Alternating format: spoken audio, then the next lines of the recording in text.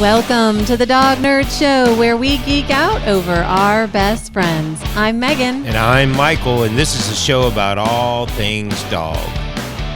Hey everyone, today we are talking about the Berger Picard, an ancient herding dog hailing from the agricultural area of France called Picardy. And in America, some people will pronounce it Berger Picard. Yeah, or Berger Captain Picard. No, sorry. It's a bad joke.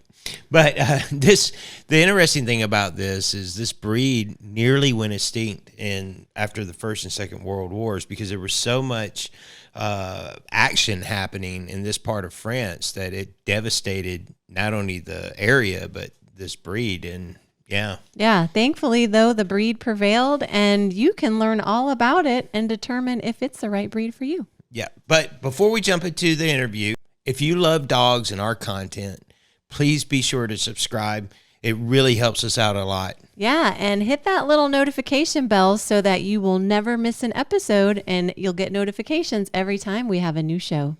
Now, I'm going to butcher this. Let's hear all about the Berger Picard. Berger Picard. Berger Picard if you're from Georgia. So it's a French breed. Yes, yeah, from the Picard region of France. Okay.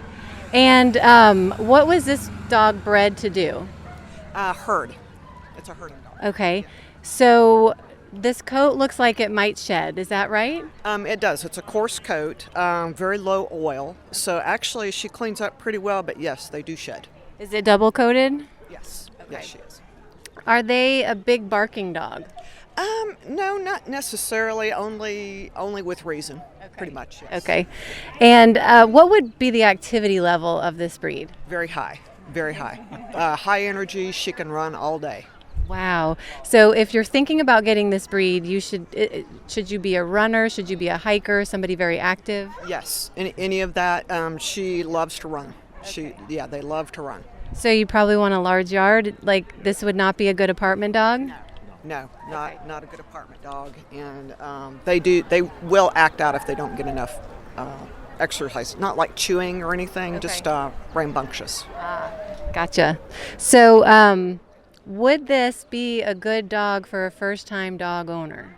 I would say no. No. I was thinking you were going to say that. With the amount of energy level and the herding ability, we've talked to some other herding people about how their dogs are with children. Would this be a good dog for a family with small children? Yes, with any breed, the personalities vary. They're supposed to be aloof, but she is not. But in general, yes, they are. They're good with their people. Okay, they're not going to be nipping at the kids or. No, they don't nip, and she doesn't really herd people too much. Okay. Although she has a very high prey drive. Okay, is that typical for the breed? Yes. Yeah. So still a very working dog that hasn't really lost a lot of that instinct. The instinct is very strong. Okay. Yes. And any health concerns with this breed that we should be aware of? No, you have to have their eyes checked. The breeders in the U.S. Actually and in France have been very responsible and very open about any health issues and try to track that very closely. You said they're supposed to be aloof, so they're good with their people, but they're not going to be like a golden and love everyone they meet. That's true in general for the breed, but she thinks everybody loves her and she loves everybody. Well, I love her, and she very energetically lets everyone know she loves them. So, yeah. Well, you said they have high energy levels, and we have to remember they're all unique individuals. So some of them are going to have that different spirit. But grooming-wise, is it just brushing? Yes, for showing, they're not supposed to be excessively groomed. Okay. And the thing that you do for showing, which I don't necessarily like to do, is strip their ears. Okay. Yeah, we had border terriers, so we're very well versed in the hand stripping, and the ears they always hated. Yeah, and that's the only part you're supposed to do on this dog. Okay, so I like that they're supposed to have a more natural coat for the ring, because that's, they're a more natural dog. They're not frou-frou. Anything else we should know? We talked about this is the Winn-Dixie dog, if everyone knows about Because of Winn-Dixie, which is a fantastic book. But anything else we need to know? Very sensitive dogs. Only positive training, no negative reinforcement because they take it very personally. Big goofs. She's a big goof. Anything else with her? No, I suppose the only thing I would add is we were at a show in the Philadelphia area in October, and it was a national show for the Bergers. And we were both surprised to see how rough they are with each other when they're playing. They're just having a great time, but it's like a wrestling match between two brothers. Wow. And she's small.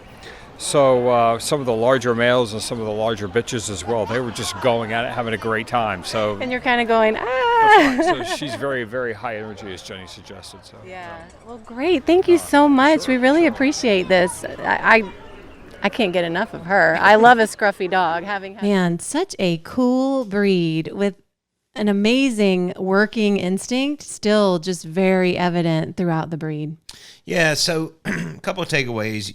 You know, if you're an active and experienced dog owner, you know, or person, this might be the dog for you. Mm-hmm. You know, it has a lot of energy, and it's something that you can't just walk it around the block. You're going to have to take it for long walks or out on adventures. So yeah, don't think you're just going to get a Because of Winn-Dixie dog from the movie, and you know it's just going to be this cute, scruffy, well-behaved. I mean, it will be well-behaved and cute and scruffy if it has the right outlet. So as we talk, any of the working dogs, whether they're terriers or retrievers or herders, they need a job. They were built to do something, and this one is no exception. yeah. So if you enjoyed this episode, go ahead and give us a thumbs up. That would really make us happy. Yeah. Yeah. And hey, look, if you have a Berger Picard. Berger Picard. I'm telling you, I could say it 100 times and I would screw it up every time.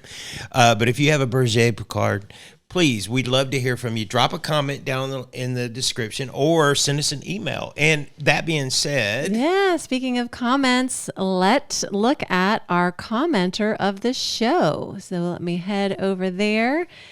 And this is a very... This comment made me very happy, and it's a little bit long, so I might not read the entire thing.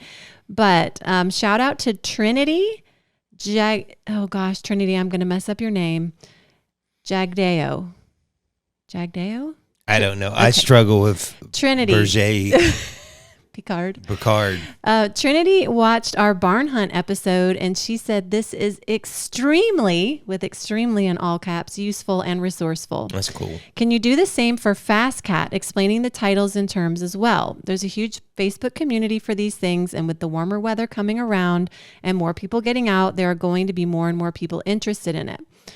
She goes on to talk about that she's read the rule book, but I mean, it really made me happy that we did an informative, easy to understand video, because sometimes some of these sports, it gets very difficult to understand all the rules. So yeah, because there's different categories and everything else. So Yes. you don't really know where to start or end. So I'm glad we were able to help somebody with that. Yes, and we do want to get some Fast Cat coverage. We want to get Dansby involved in Fast Cat. We're not sure if we can do that yet with him being fearful of some things, but we're going to see, we're going to talk to our trainer and see. So stay tuned, Trinity and everybody else, because we definitely want to do a Fast Cat episode. So thank you so much for your comment. That really was helpful. We're glad you liked the episode, and we would love hearing what you want to hear more of. Well, Megan, tell everybody where they can find us so they can leave those comments. Yes, so you can find us everywhere online at Dog Nerd Show. Drop us a line, dognerdshow@gmail.com. And if you like dog gear, go over to etsy.com/shop/hound and thistle. And you can see my stuff there. I've got to I have silhouettes of these breeds, but I've got to get more products out with them. And I'm actually working on some drawings that are more like cartoony. Cartoonish, yeah. Yeah. So like this, like our border terrier. So but I've got to really get cracking on those because I've only got like a couple. So anyway. So until next time, folks, bye. Bye. Thank you.